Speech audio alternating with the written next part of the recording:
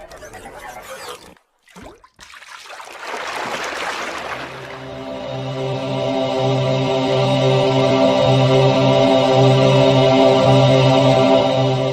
name is Brian Gainey. I'm 39 years old and I live in Charleston, South Carolina. I had a great childhood, but I love to eat. And as I got older, I ate more and more. By the time I graduated high school, I was over 300 pounds. In my 20s, I was up to almost 450 pounds, and I actually lost all the weight once, but I couldn't keep it off. After working so hard, I gained all of it back in half the time it took me to lose it. It was humiliating and depressing. So I gave up the rest of my life, and there was nothing I could do about it. This is from a video taken from a public speaking training class I was in a few years ago. Remember those pants, they're going to come up again later. But I felt helpless to do anything about it.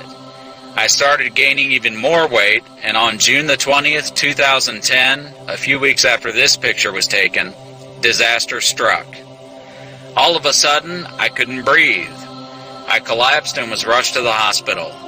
After hours and hours of tests in the emergency room, the doctors diagnosed me with a pulmonary embolism, or blood clots in my lungs that were cutting off my oxygen. The treatment was long and painful. I was on oxygen 24 hours a day and was on a constant IV pump of blood thinners. For 6 long days, I laid in that hospital bed. The low point came when I needed help going to the bathroom. I have never been more miserable in my entire life. While I was in the hospital, I had plenty of time to think. At first, I felt like a victim, like somebody or something had done this to me. But then reality set in and the pain turned to anger. My condition was unacceptable and I intended to do something about it. The doctors all suggested weight loss surgery, but that would have meant I'd have to come back to the hospital. No thanks, I told them, because when I walk out of here, I'm not coming back. When I finally got home, I still had problems breathing and couldn't walk on my own, but I knew I had to get moving.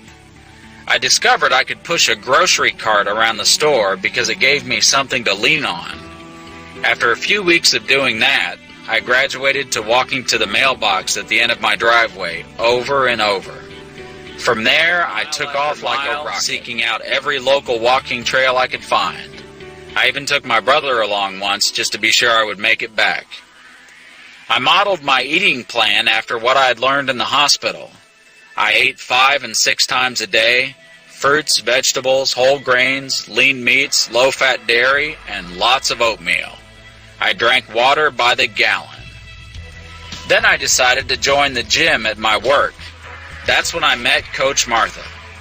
She taught me how to exercise correctly, and the first exercises were very basic. Sitting down and standing up, over and over again. That's about all I could do. But the weight melted away, over 100 pounds in the first 6 months.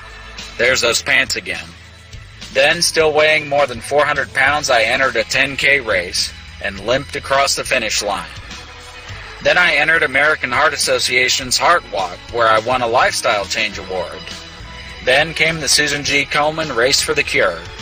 All along the way, Martha kept intensifying my workouts. Down the stairs, carrying a 45-pound weight, as well as do other things that once seemed impossible.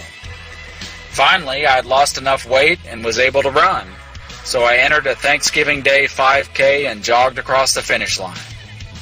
In just the last year, I've been able to do things most people take for granted. I've been able to fly in an airplane, I've been able to fit in and drive a normal car.